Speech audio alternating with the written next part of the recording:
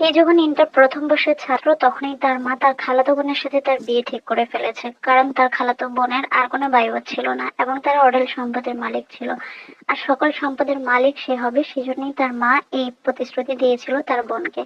যাই হোক, যখন আমি ক্লাস 10-এ পড়ি তখন স্কুলে যাওয়া আসার পথে একটা ছেলেকে আমার ভীষণ ভালো লাগতো। ওই বয়সটা ছিল ভুল করার বয়স এবং আবেগের বয়স এবং ভালোবাসার বয়স। আমিও ভালোবেসে ফেলেছি তাকে। সে একটা দোকানে সবসময় বসতো, খোঁজ নিয়ে জানতে পারলাম সেটা তার মামার দোকান।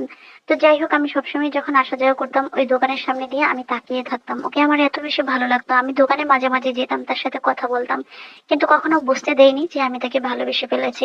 সে বুঝতে পেরেছিল যে হয়তোবা আমার ভিতরে কোনো কিছু কাজ করছিল। হঠাৎই সে আমাকে একটা কাগজ হাতে দিল এবং সেটা আমি বাসায় এনে খুলে দেখি যে সেটার মধ্যে তার ফেসবুক আইডি নাম লেখা ছিল। আমি তো খুব খুশি হয়ে গিয়েছিলাম যে যে ছেলেটাকে আমি এত ভালোবাসি সে আমাকে তার ফেসবুক আইডি দিয়েছে। যাই হোক, এভাবেই তার সাথে আমার ফোনে কথা বলা শুরু হলো।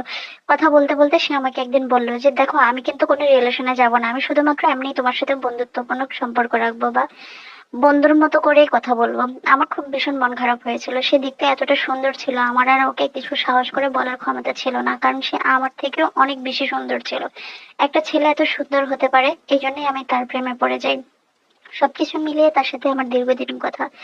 এরই মধ্যে কথা বলতে বলতে দুজন দুজনকে ভালোবেসে ফেলি। একটা বছর কাটিয়েছি কিন্তু আমরা শুধু কথা বলি। 1 বছর পর আমরা বুঝতে পারলাম যে সেও আমাকে ভালোবাসে, আর সে তো আগে থেকেই বুঝতে পারছে আমি তাকে ভালোবাসি।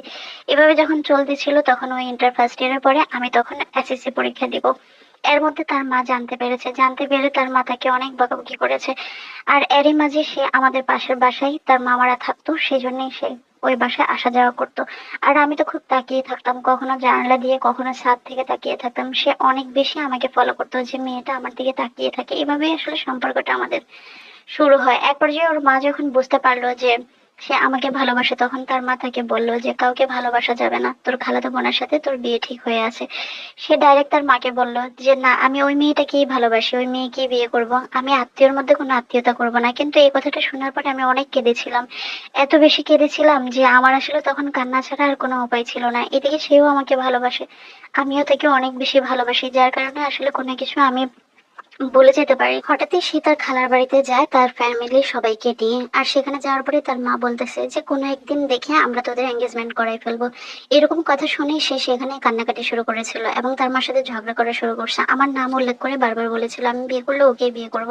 ওর মার সাথে সাথেই আমার ছবি দেখতে চাইলো যে মেয়েটাকে কেমন আমি একটু দেখি। ওর সাথে সাথেই ওর মোবাইল থেকে আমার ছবি দেখালো।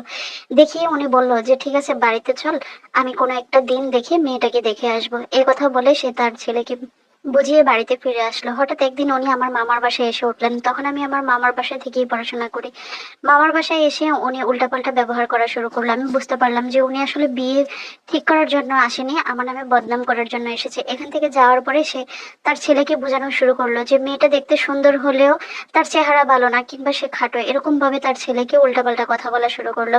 আর সে তো আমাকে একদম এত বেশি ভালোবাসা শুরু করছে, এখন আমার মনে হয় যে সে আমার থেকেও আমাকে আমাকে বেশি ভালোবাসে। সে, আমি সবসময় মনে করতাম যে আমি হয়তো বেশি ভালোবাসি, না, এখন সে আমাকে অনেক বেশি ভালোবাসে।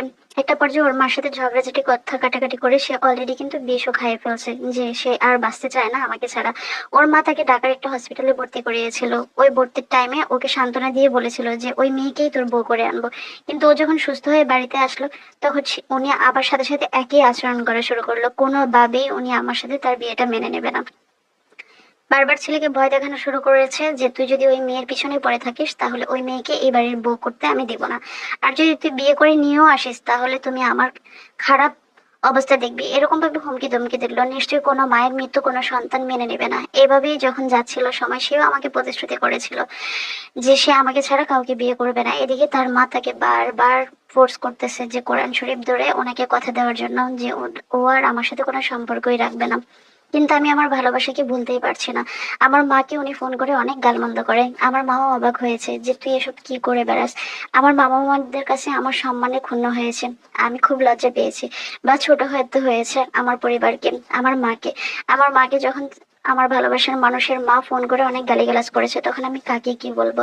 তবে ও আমাকে কোরআন শরীফ শপথ করে বলেছিল যে বিয়ে যদি করি তাহলে আমি তোকেই বিয়ে করব, অন্য কাউকে বিয়ে করব না। এদিকে উনি কোনোভাবেই বিয়েটা মেনে নিচ্ছে না। আর ওর ইন্টার পরীক্ষা চলাকালীন এই ঝামেলাগুলো শুরু হয়েছে। আমি এখন ইন্টার ফার্স্ট ইয়ারে পড়ি, কিন্তু কি করব বুঝতে পারছি না। যদি সম্ভব হয় আমাকে একটু সলিউশন দিবেন যে আমাদের কি করা উচিত। আর গল্পটা ভালো লাগলে প্রচার করবেন যে আমরা কি আসলে ভুল করছি না পরিবার ভুল করছে। আহ প্রথমে ধন্যবাদ জানাই আমাকে গল্প পাঠানোর জন্য। আর আপুটার রিকোয়েস্ট ছিল, যেহেতু এটা একটা হার্ড কেসের মতোই, যে এটা খুব সহজ ঘটনা না, সেই জন্য ওনার নাম পরিচয়টা আমি একটু গোপন রাখলাম। বাট ছেলেটার নাম শাওন সেটা বললাম, মেয়েটার নামটা আমি না বললাম।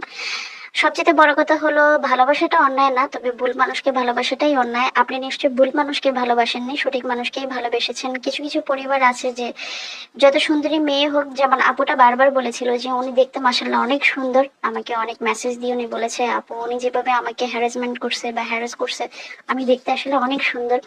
আমি এটা বিশ্বাস করি, অনেক সুন্দরী মেয়েকেও কিছু কিছু পরিবারের প্রবলেম থাকে, যত সুন্দর আর বড় লোকের মেয়ে হোক বা ছেলে হোক, ভালোবেসে বিয়ে করা যাবে না। এটা হলো পরিবারের সবচেয়ে বড় রিকোয়ারমেন্ট থাকে আর কি, কিছু কিছু পরিবারের। আর দ্বিতীয় কথা হলো, যেহেতু আপনারা দুজন দুজনকে অনেক বেশি ভালোবাসেন, পরিবারের সাথে আপনারাও এরকম বাড়াবাড়ি করা আমার মনে হয় যে উচিত না। দুজনের বয়সই অনেক কম, দুজনেই দুজনের জায়গায় থেকে প্রতিষ্ঠিত হন, নিজেরা বিয়ে করবেন একটা সময় প্রতিষ্ঠিত হয়ে। আর এত ছোট বয়সে কিসের বিয়ে? লোভ লালসা ভালো জিনিস না। বোনের মেয়েকে বউ করে, ছেলের বউ করে আনলেই যে অনেক বেশি ভালো থাকবে, হ্যাপি থাকবে, বিষয়টা এরকম না। সম্পদের মধ্যে সুখ নেই, ভালোবাসার মধ্যেই কিন্তু প্রকৃত সুখ।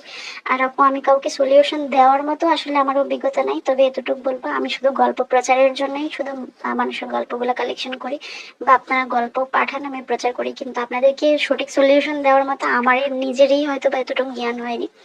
তবে ভালোবাসা সুন্দর, প্রকৃত মানুষকে ভালোবাসলে আপনারা দুজন প্রতিষ্ঠিত হন, দুজনের জায়গায় পরিবার কিচ্ছু করতে পারবে না। প্রতিষ্ঠিত হয়ে দুজন বিয়ে করুন, সংসার করুন, দেখবেন একটা সময় পরিবার সুন্দর মেনে নেবেন। ভালো থাকুন, সুস্থ থাকুন। আর যারা গল্প পাঠাতে চান ইনবক্সে পাঠিয়ে দেবেন। আল্লাহ হাফিজ।